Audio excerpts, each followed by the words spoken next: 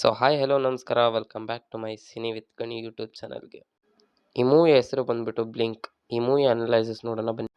Analyses blink ಮೊನ್ನೆ ತಾನೇ release ಆಗಿರೋಂಥ ಈ ಒಂದು ಒಳ್ಳೆ ಮೂವಿ ಅಂತ ಹೇಳೋಕ್ಕೆ ತುಂಬ ಇಷ್ಟ ಆಗುತ್ತೆ. ಬಿಕಾಸ್ ಈ ಮೂವಿ ನೋಡ್ತಾ ಇದ್ರೆ ಒಂದು ಟೈಮ್ ಟ್ರಾವೆಲಿಂಗ್ ಮೂವಿ ಆಗಿದೆ. ಹಾಗೆ ಈ ಮೂವಿಯಲ್ಲಿ ಮೇನ್ ಕ್ಯಾರೆಕ್ಟರ್ ರೋಲ್ ಲೀಡ್ ಮಾಡ್ತಾ ಇರೋದು ದೀಕ್ಷಿತ್ ಶೆಟ್ಟಿ ಅವರು. ಹಾಗೆ ಈ ಮೂವಿಯನ್ನು ಬರ್ದಿನಂತರು ಡೈರೆಕ್ಟರು ಶ್ರೀನಿಧಿ ಬೆಂಗಳೂರು ಅನ್ನೋರು.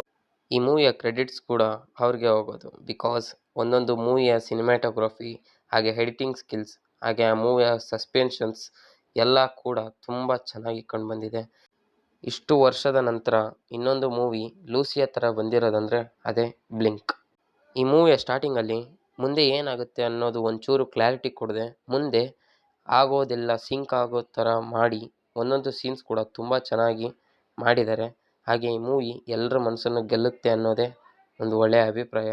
ಒಂದು ಒಳ್ಳೆ ಸೈಂಟಿಫಿಕ್ ಹಾಗೂ ಥ್ರಿಲ್ಲರ್ ಮೂವಿ ಅಂದರೆ ಲೂಸಿಯ ಬಿಟ್ಟರೆ ಎರಡನೇದೇ ಬ್ಲಿಂಕ್ ಆಗುತ್ತೆ ಅಂದರೆ ಅದು ತಪ್ಪೇನಿಲ್ಲ.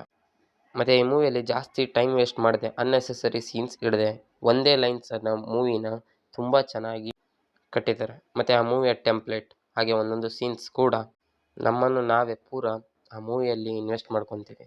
ದೀಕ್ಷಿತ್ ಶೆಟ್ಟಿ ಅವರು ಕೂಡ ತುಂಬ ಚೆನ್ನಾಗಿ ಆ್ಯಕ್ಟಿಂಗ್ ಮಾಡಿರೋದು ಕಂಡು ಬಂದಿದೆ. ಹಾಗೆ ಅವ್ರ ಪರ್ಫಾರ್ಮೆನ್ಸ್ ಮತ್ತು ಪ್ರೆಸೆಂಟೇಷನ್ ಎರಡೂ ಕೂಡ ತುಂಬ ಚೆನ್ನಾಗಿದೆ. ಇವ್ರದ್ದು ಮೊನ್ನೆ ತಾನೇ KTM ಕೂಡ ಒಂದು ಒಳ್ಳೆ ರೆಸ್ಪಾನ್ಸ್ ಕೊಟ್ಟಿರುವಂಥ ಆ ಮೂವಿ ಕೂಡ ಅದರ ಡಬಲ್ ಬ್ಲಾಕ್ ಬಸ್ಟರ್ ಆಗುತ್ತೆ ಅನ್ನೋದರಲ್ಲಿ ತಪ್ಪೇನಿಲ್ಲ. ಮತ್ತು ಹಾಗೆ ದೀಕ್ಷಿತ್ ಶೆಟ್ಟಿ ಅವರಿಗೆ ಒಂದು ಒಳ್ಳೆ ಸಕ್ಸಸ್ಫುಲ್ ಮೂವಿ ಆಗುತ್ತೆ ಅನ್ನೋದು ಆಶ್ಚರ್ಯ ಏನಿಲ್ಲ. ನೀವಿನ್ನೂ ಮೂವಿ ನೋಡಿಲ್ಲ ಅಂದರೆ ಮೂವಿ ನೋಡಿ. ಹಾಗೆ ನೋಡಿದವರು ಕಮೆಂಟ್ ಮಾಡಿ ತಪ್ಪದೆ. ಹಾಗೆ ಹೇಳ್ತಾ ಸಬ್ಸ್ಕ್ರೈಬ್ ಮಾಡೋದನ್ನು ಮರಿಬೇಡಿ. ಹಾಗೆ ಲೈಕ್ ಬಟನ್ ಮತ್ತೆ ಸಿಗೋಣ.